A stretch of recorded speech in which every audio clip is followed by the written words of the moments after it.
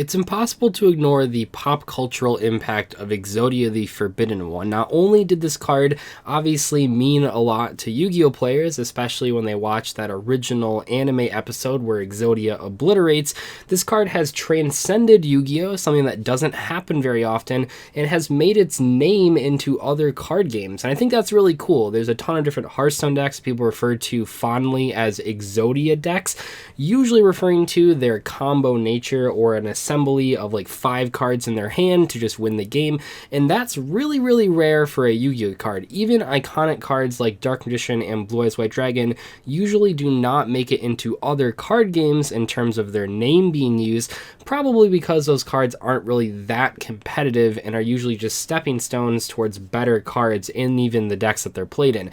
Unlike Exodia, where the card is the literal win condition of whatever deck you're playing it in, so that means that people can take that name and use it for their own card games, and I think that's really cool and worth shouting out. However, despite the fact that Exodia is well loved by the community, and despite the fact that it's the very first alternate win condition, and despite the fact that if traditional format was a real format in Yu-Gi-Oh, many players would play Exodia decks, the actual competitive impact of Exodia is basically zero, and it's not something I'm just pulling out of a hat here. We know the data, we know the stats, and there's only one Exodia deck that topped a real competitive tournament in all of history, from what I can gather, at least all the recorded history, which we have back until about 2005, and that means that this card is a competitive flop. And I should mention that the one event that this did top was a top 8 at the 2012 World Championship, which is awesome. It's truly awesome that a card like Exodia with a player like Jarrell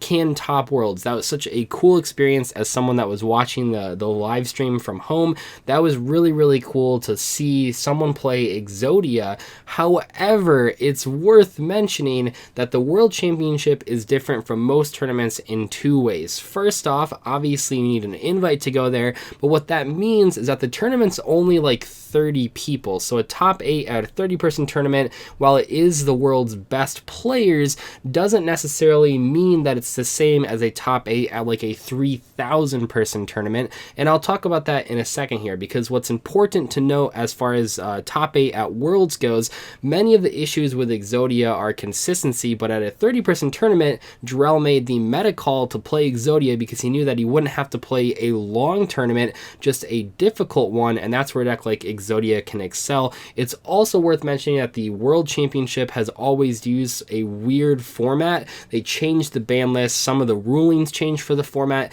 It's sort of its own thing that can't be applied to other competitive events. It really makes it unique, but it really makes it hard to compare deck lists from Worlds to other deck lists in competitive Yu-Gi-Oh! As with all of my Why Nobody Plays videos, it's worth mentioning I'm only talking about competitive Yu-Gi-Oh! In this video, and the reason that I do that, and I think it is worth mentioning this, because I always get questions from people, I always get comments from people that say, but Doug, I play this deck casually, beats my friends all the time, and that's wonderful. However, I actually made an entire video talking about why I don't do this. In quick summary, if you don't want to watch that video, every single card, every single deck is good in casual play. Therefore, there's no reason to actually analyze anything for a casual setting because everything is viable. And that's what makes casual play so much fun. However, from a competitive standpoint and from an analytical standpoint, there's no real reason to look at casual formats because every single card is viable. So everything's sort of on an even playing ground. So I'm only going to focus on the competitive validity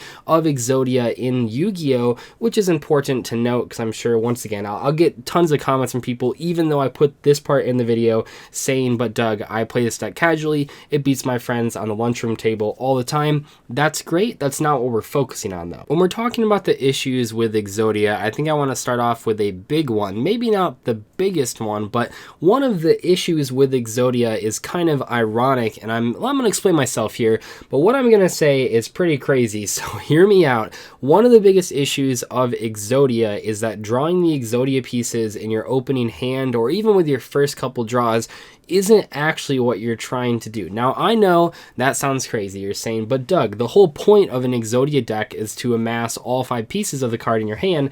That's true. However, when you open like 1 or 2 or 3 copies of the Exodia pieces in your opening 5 cards, that puts a lot of pressure on those last 2 cards, and your back is sort of against the wall immediately.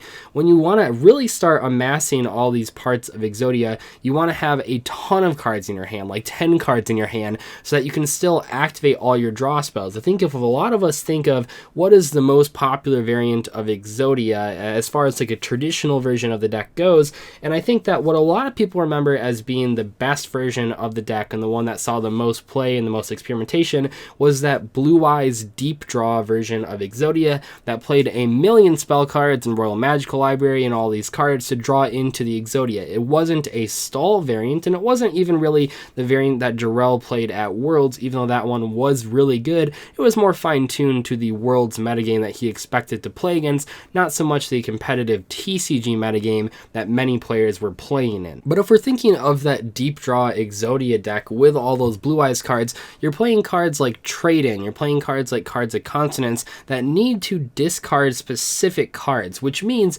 in your 5-card opening hand, if you have 3 pieces of Exodia, if one of those 4th cards is going to be Trade-In and then your 5th card is going to be Blue Eyes, well, that's really bad. You actually then, if you activate that Trade-In, draw 2 cards of Blue Eyes, your turn is going to stop unless the 2 cards you draw are specifically what you need to once again draw 2 cards. This problem is amplified by cards like Magical Mallet and Reload, which take away cards from your hand. I know in the version of Exodia that I played, I did play 1 single copy of Magical Mallet, but that was sort of for a different reason. But cards like Magical Mallet and Reload tend to be not good in Exodia because an Exodia deck wants to have as many cards in hand as possible to not brick with the actual Exodia pieces. I'm not saying you want the Exodia pieces to be the bottom cards of your deck, really want them to be in like the bottom half, and that's a big issue. It's sort of a weird situation, but you really want, especially in a deck like Deep Draw Exodia, where you have so many specific cards that need to banish or discard specific other cards,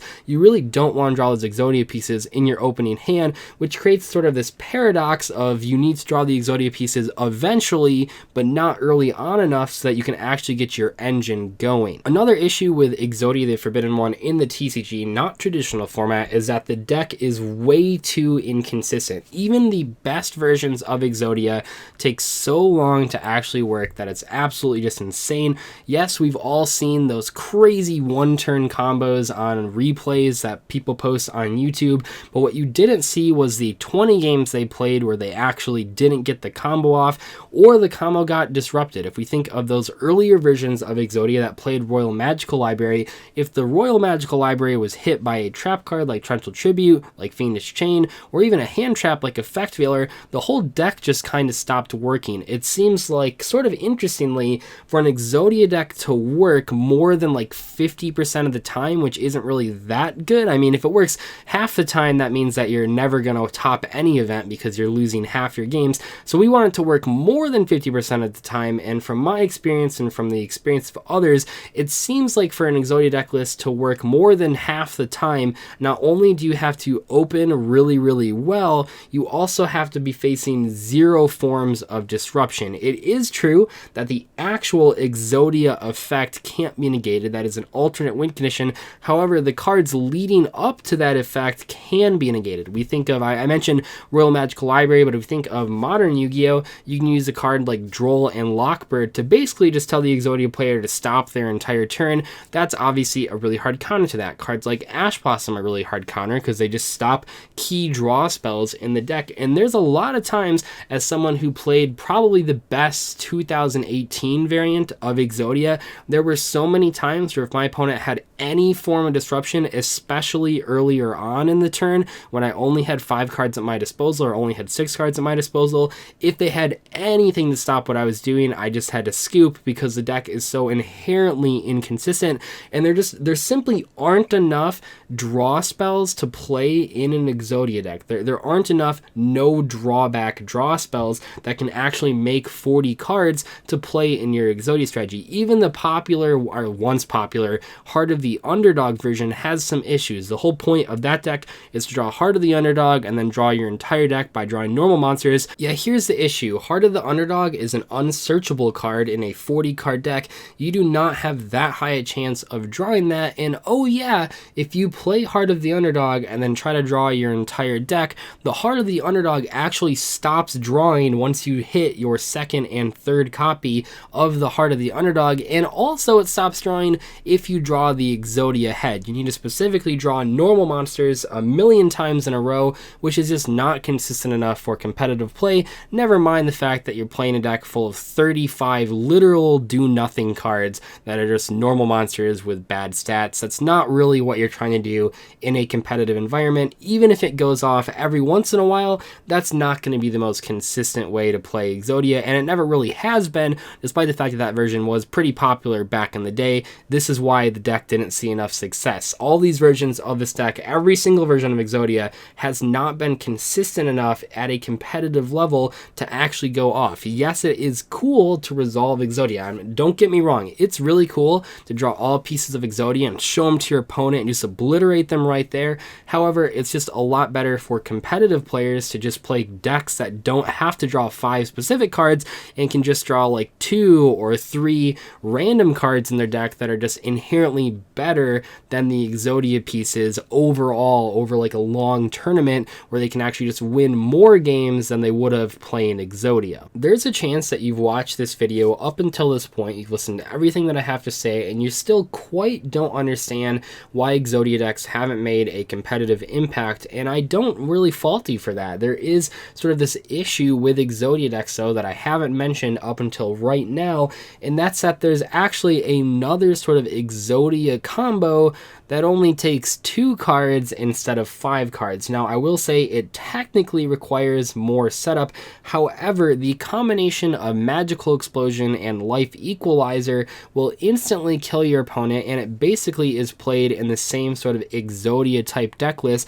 You just take an Exodia deck list, take out the 5 Exodia pieces, and then play one of each of these cards, and then you just throw in 3 random spell cards like Upstart Goblin or something along those lines. So your deck is basically 38 cards that draw cards, and then only 2 Exodia pieces that you have to draw to win the game. And this is actually something that's been probably the biggest nail in the coffin for Exodia in history, is that there's this 2 card combination that basically does the same thing. Now, it is true that you technically do have to have more setup with Magical Explosion. You have to have a whole bunch of spell cards engraved, but I will say over the majority of games you play in Exodia, you will put that many spell cards engraved where you could have just activated Magical Explosion and Life Equalizer and killed your opponent. Therefore, when someone wanted to play sort of an FTK deck, instead of playing Exodia, they just played Magical Explosion and Life Equalizer. This actually happened as recently as 2012. There was a deck with Monarchs and a ton of draw spells in Magical Explosion and Life Equalizer. It actually topped multiple tournaments instead of Exodia, because Exodia requires 5 cards and this one only required 2, and that's a big deal. Even though Exodia is iconic, when we're looking at competitive players, they just want to play what's the most consistent, what's the most powerful. So if there's another FTK out there like Magical Explosion, they're going to pick that one over Exodia pretty much every single time. Anyway though, that's all I have for today. Hope you guys enjoyed this video. It's been a very long time coming. It's been like 3 months since I did a Why Nobody Plays. I've just sort of been thinking about which card was the best card to analyze. I really want to do one on like Blue Eyes Ultimate Dragon or Blue Eyes Shining Dragon. I felt that this one was more important and had more talking points to it. Exodia is a card that is very iconic and that seems really good on paper. It instantly wins you the duel, and that's why it's so interesting to actually analyze and say, why wasn't this card played in competitive Yu-Gi-Oh? Thank you guys so much for watching though. I'll see you later. Goodbye.